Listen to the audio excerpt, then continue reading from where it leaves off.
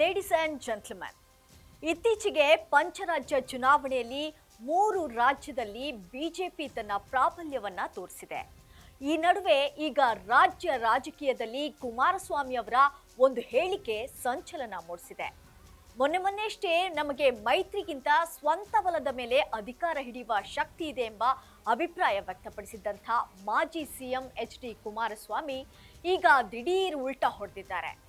2028ರ ಚುನಾವಣೆಯಲ್ಲಿ BJP JDS ಮೈತ್ರಿ ಸರ್ಕಾರವನ್ನ ಗೆಲ್ಲಿಸಿ ಎಂದು ಜನರಲ್ಲಿ ಮನವಿ ಮಾಡ್ತಿದ್ದಾರೆ. ಅಷ್ಟಕ್ಕೂ ಎಚ್ಡಿಕೆಯ ಈ ಸಡನ್ ಯೂಟರ್ನ್ ಹಿಂದಿರುವಂತಹ ರಾಜಕೀಯ ತಂತ್ರವೇನು? ತಮ್ಮ ಅಸ್ತಿತ್ವವನ್ನು ಉಳಿಸಿಕೊಳ್ಳಲು ಕುಮಾರಸ್ವಾಮಿ ಮೈತ್ರಿಯ ಪ್ರಯತ್ನ ಪಡ್ತಾ ಇದ್ದಾರಾ? ಇಲ್ಲ 2028ರ ಕರ್ನಾಟಕ ವಿಧಾನಸಭಾ ಎಲೆಕ್ಷನ್ ತಾವೇ ಕಿಂಗ್ ಮೇಕರ್ ಆಗಲು ಪ್ರಯತ್ನ ಪಡ್ತಾ ಇದ್ದಾರಾ? ಇದೆಲ್ಲದರ ಬಗ್ಗೆ ಅಪ್ಡೇಟ್ಸ್ ಅನ್ನ ನಾನು ಕೊಡ್ತೀನಿ. ಎಸ್ ವೀಕ್ಷಕರೇ, ನೆಲ ಜಲ ಭಾಷೆಗಾಗಿ ಪ್ರಾಮಾಣಿಕ ಪತ್ರಿಕೋದ್ಯಮ. ನೀವು ನೋಡ್ತಾ ಇದ್ದೀರಾ ಫೋಕಸ್ ಟಿವಿ. ನಾನು ರೂಪಲತಾ.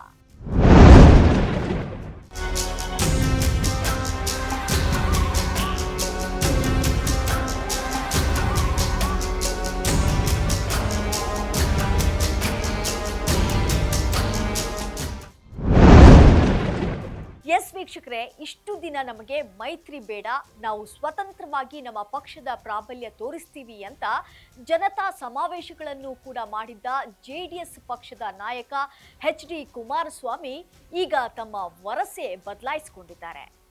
ಇತ್ತೀಚೆಗೆ ನಡೆದ ಪಂಚರಾಜ್ಯ ಚುನಾವಣೆಯಲ್ಲಿ ಬಿಜೆಪಿ 3 ರಾಜ್ಯಗಳಲ್ಲಿ ತನ್ನ ಆಧಿಪತ್ಯ ಸಾಧಿಸಿದೆ.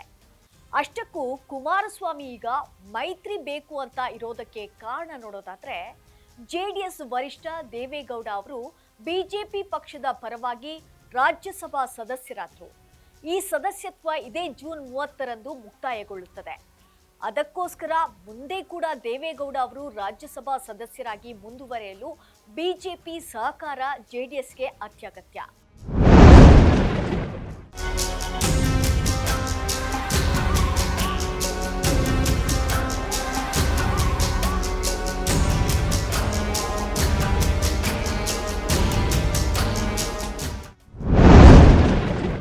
ದೆಹಲಿಯ ಬಿಜೆಪಿ ನಾಯಕರಾದ ನರೇಂದ್ರ ಮೋದಿ ಮತ್ತು ಅಮಿತ್ ಶಾ ಅವರೊಂದಿಗೆ ಕುಮಾರಸ್ವಾಮಿ ಉತ್ತಮ ಸಂಬಂಧ ಹೊಂದಿದ್ದಾರೆ.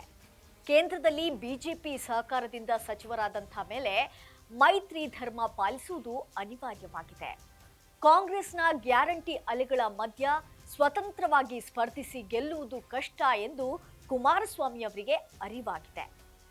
ಒಂದು ವೇಳೆ 2028ರ ವಿಧಾನಸಭಾ ಚುನಾವಣೆಯಲ್ಲಿ ಬಿಜೆಪಿ ಜೆಡಿಎಸ್ ಮೈತ್ರಿ ಸರ್ಕಾರ ಗೆದ್ರೆ ಜೆಡಿಎಸ್ ಪಾಲಿಗೆ ಮುಖ್ಯಮಂತ್ರಿ ಸ್ಥಾನ ಸಿಗಬಹುದು ಎಂಬುದು ಕುಮಾರಸ್ವಾಮಿಯ ಮುಂದಾಲೋಚನೆಯಾಗಿದೆ.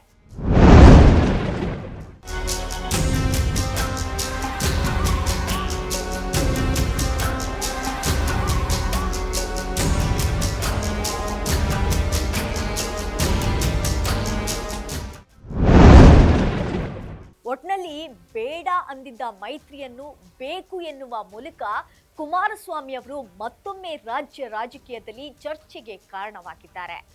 ವೀಕ್ಷಕರೇ, ರಾಜಕೀಯದಲ್ಲಿ ಯಾರೂ ಶಾಶ್ವತ ಶತ್ರುಗಳೂ ಅಲ್ಲ, ಮಿತ್ರರೂ ಅಲ್ಲ ಅನ್ನೋದಕ್ಕೆ ಕುಮಾರಸ್ವಾಮಿ ಅವರ ಈ ನಡೆಯೇ ಸಾಕ್ಷಿ.